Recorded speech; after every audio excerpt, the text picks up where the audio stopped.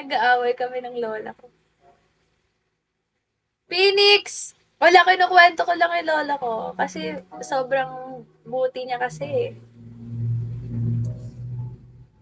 Hi, Ket! Sabi kasi nito may background music eh.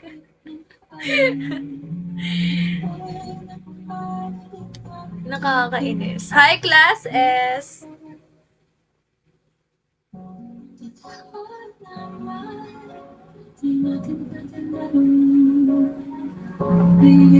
Pararamdam na ramdam.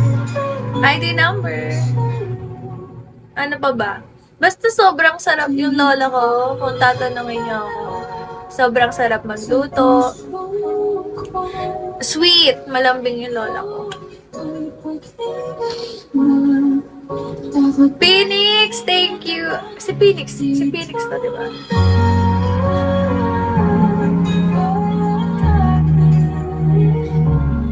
Ano siya? Saka, lagi niya ako kina-compliment na, lalo, tuwa-tuwa siya lagi kapag, si Phoenix to eh, di ba? So, ayan nga, si Phoenix. Ano siya, lagi niya ako kina-compliment. As you can see naman, halimbawa sa mga nakafollow sa IG ko, lagi niya ako kina-compliment. Ang ganda ko, gano'n. Ang ganda ng damit mo. Tapos minsan, nagugustuhan niya pa yung dress ko, gano'n. Basta lagi niya ako kina-compliment. Tapos, lagi siyang proud sa akin, saka sa kapatid ko. Sa lahat ng apo niya, lagi siyang matutuwa, gano'n. Tapos, kunyari yung sahod ko, pinapahawak ko sa kanya. Meron siyang video nun eh, hawak na yung sahod ko. Yung first time ko sumahod ng malaki sa Bigo, gano'n. Tapos sabi niya, natutuwa ako kasi, ano daw, basta sabi niya, ano daw, bigay daw ni Lord, gano'n. Wala lang, tinuturuan niya din kasi ako kung ano yung a-achieve ko, gano'n, na galing kay Lord, gano'n.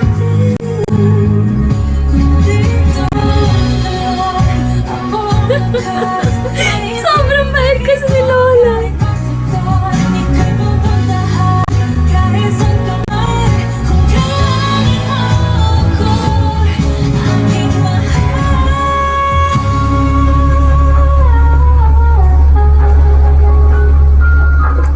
Wala, na-appreciate ko lang siya. Hindi ko man nasasabi sa kanya. Pero, alam ko namang alam niya rin yun. Kasi minsan, parang kampante lang ako na nandiyan yung lola ko, gano'n. Pero thankful ako kasi naalagaan ko siya. Bago siya mawala, naalagaan ko siya. Naparamdam ko na nasa tabi niya ako, gano'n. Kasi inalagaan ko siya. Hi, Mafia! So kaya ngayon, ang gagawin ko, masisipagan ko pa. Siyempre, kahit wala na yung lola ko, andyan yung mama ko na natitira para, para alagaan ko, di ba? Masisira beauty mo. Normal lang umiyak kahit anong muka.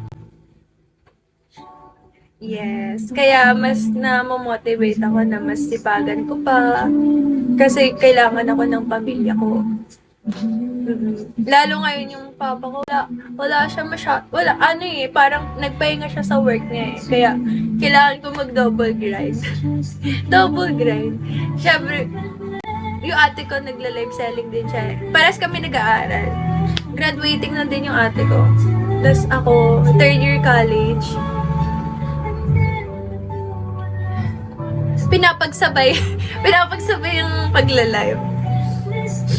Mama ko, 51.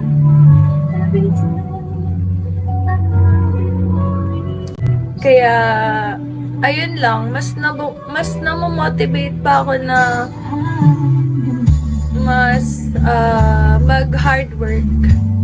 Ganon. Saka alam kong proud sa akin yung lola ko.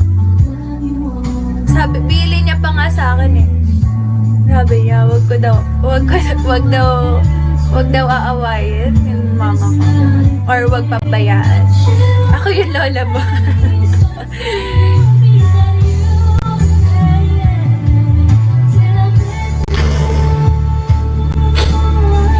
Inipon na ako.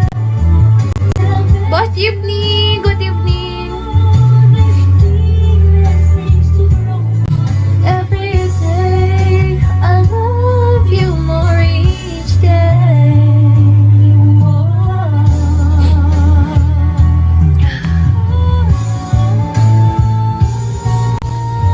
They make me cry.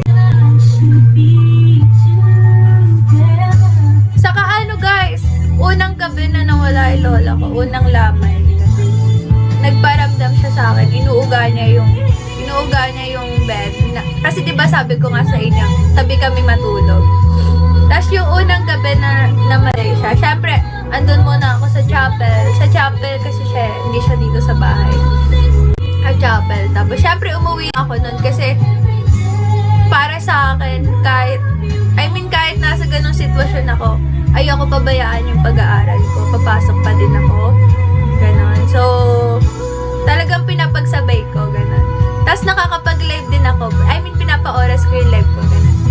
Ayoko nang may mapabayaan ako. Ganon. Kaya that time, umuwi ako nung mga madaling araw na. Ganon. Pero kasama ko na yung papa ko sa katito ko. Tapos, kasi kailangan ko na magpahinga, di ba? Tapos, ayun, unang gabi noon, madaling araw, mga 5 a.m. or 4, gano'n. Inuuga niya yung kama. Tapos, siguro para magising ako, gano'n. Inuuga niya. Pero nakapikit lang ako, tapos yung diwa ko gising. So, tapos, ayun, biglang may yumakap sa akin. Siyempre, ramdam mo yung parang may bigat. May bigat. Na hindi basta-basta kung sino, gano'n. Ramdam mo yung kahit, basta, parang ginising niya muna ako, gano'n.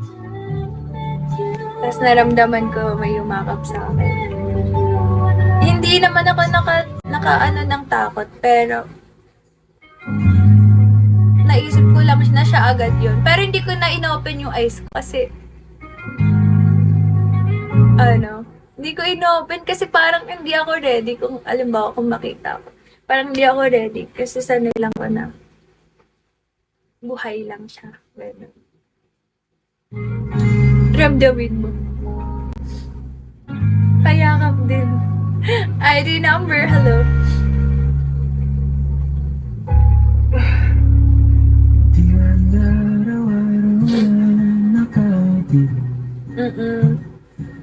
Saka sa, ako yung unang apo na kasi syempre parang kung may magparamdam naman bawat isa sa amin, kung may magparamdam sa mga pinsan ko, bawat isa sa amin, kakwento naman, ako una yung nag-share, na may ganto nga, gano'n.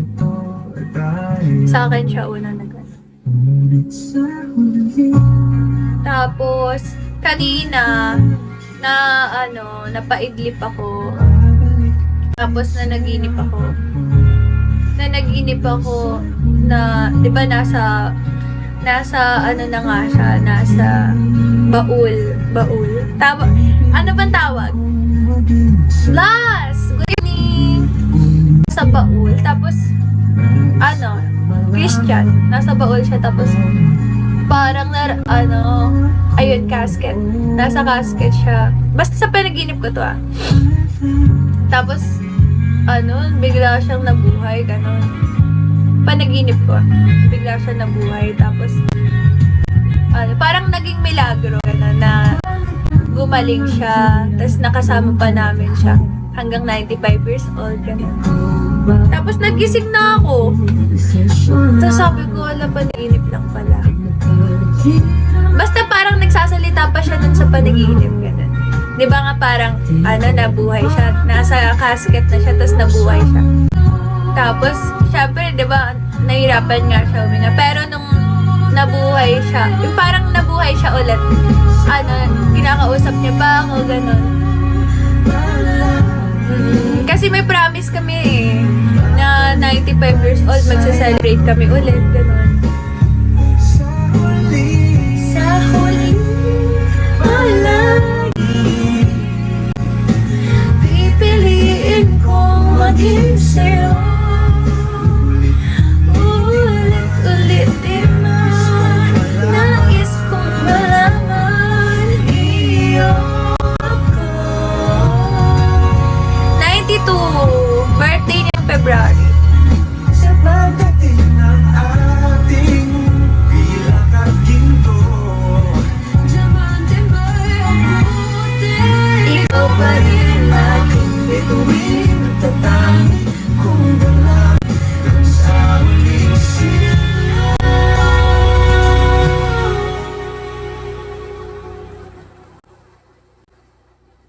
Dinner ka. Hello guys! Good evening! Blast, magdi-dinner pa lang ako. Umorder ako ng pagkain. Punish na yung message ko sa'yo ng idol last month. Hala! Hindi kasi ako masyado nag-check ng ng message request. Kasi ang dami sa message request ko, mga besto. So, parang I don't mind na lang. Hellbringer, I'm good. I just remember my lola. Kasi my grandma who passed away last week.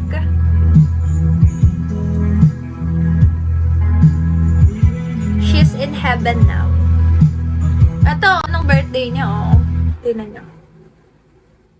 Walang ginawan ko lang ng video pero wala pang sounds.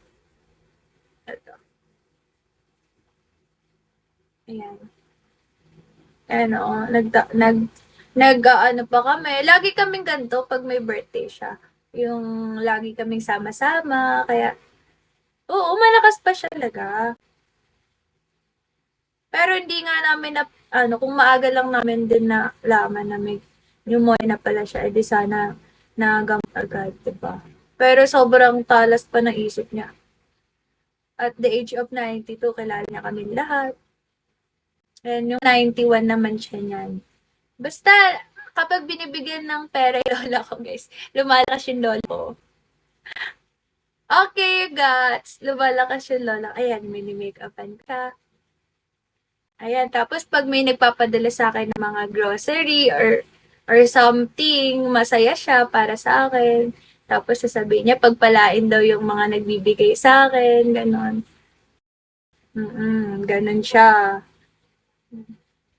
Pag may nagbibigay sa akin ng something, tapos halimbawa makikita niya, katulad nun, mga dilata, gano'n. Tuwan-tuwa siya, tapos pinapagdasal niya din daw yung mga nagbibigay sa akin, gano'n. Kasi ako totally guys, kaya mas namomotivate ako mag hard work. Hindi lang para sa sarili ko. I mean, para sa number one talaga para sa pamilya ko. Pero yung para sa akin pangalawa, I mean, kung ano man yung ginagastos ko sa sarili ko, parang, lang yan, parang reward ko lang sa sarili ko. Pero ang goal ko talaga, para mapasaya yung pamilya ko. Tapos, ayan nang nasa na siya. Diba? Kasi syempre, hindi na habang buhay nandyan yung pamilya mo. Kaya, habang nandyan sila sa tabi mo, especially yung parents, diba? Kailangan gusto ko silang pisiyahin, gano'n. In my own way.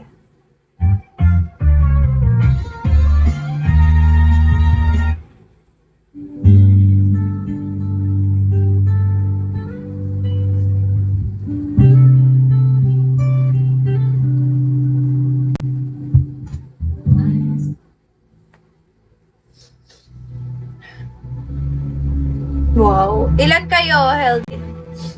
Ilan anak ng lola mo? Ngayon nung binababa na siya.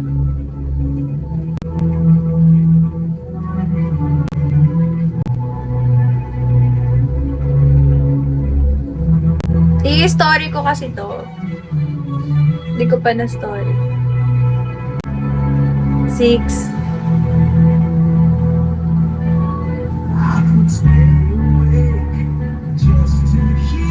Tapos, meron din siyang banda, nag-ano din kami ng photographer.